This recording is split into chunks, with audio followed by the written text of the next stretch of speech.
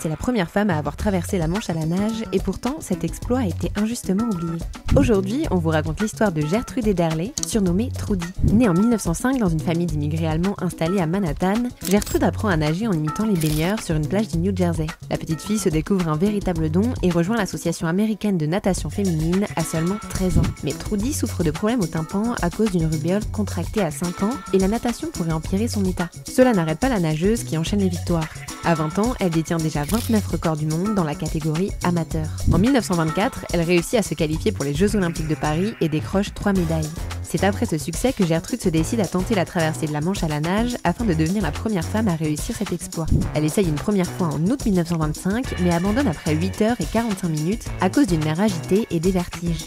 Mais il en faut plus pour la décourager. Gertrude change d'entraîneur en choisissant Bill Burgess, un nageur ayant lui-même déjà réussi la traversée de la Manche. Pour sa deuxième tentative, le 6 août 1926, elle choisit un maillot 2 pièces, quasiment inexistant à l'époque, mais surtout beaucoup plus léger.